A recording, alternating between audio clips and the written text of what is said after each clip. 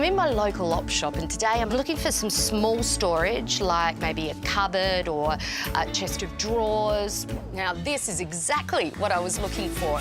We are going to completely transform this cupboard with a bit of paint. You won't even recognise it.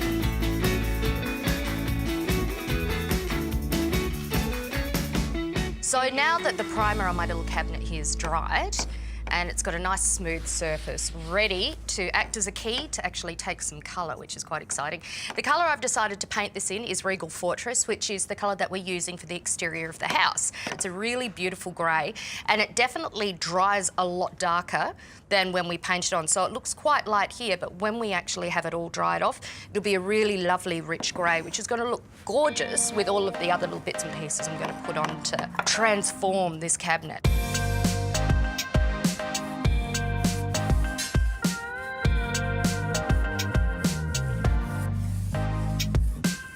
So my paint's dry now.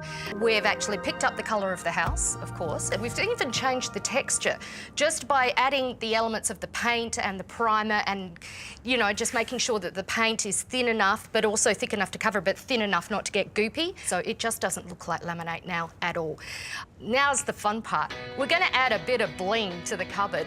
First of all, I'm going to put on some new handles, because every cupboard needs new handles. Instead of using a conventional plastic handle, whatever, we're going to use some beautiful leather. Now, what this does, and the reason why I like it, is the leather actually adds another element of texture to what is, you know, quite a flat finish. So we're going to cut 2 rectangular pieces of leather that will end up being the actual handles, and we will drill them into the original door holes. And that way, we're going to have such an incredibly effective, different and very stylish look, all for, this costs $3.50. Bargain. You don't want to be too precious with these edges. We're not stitching them to make them perfectly straight, because what's going to happen is as leather naturally wears, I'm sure you've seen it before, where it starts to curl over a bit and you get all that added texture of the suede piece underneath, which is actually what I'm after. So what I'm doing now is I'm actually marking out exactly where the handle will sit. So all I have to do is just give myself, it doesn't have to be a big hole, I'm just using a Stanley knife, and just give yourself enough of a gap so that you can actually get the head and or the finest point of your screw through. So I've made my little handles, and I've also just made a couple of little nicks in each side so that I can push my screws through.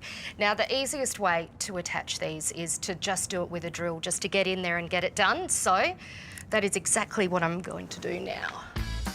And I'm just using the original holes that were there before.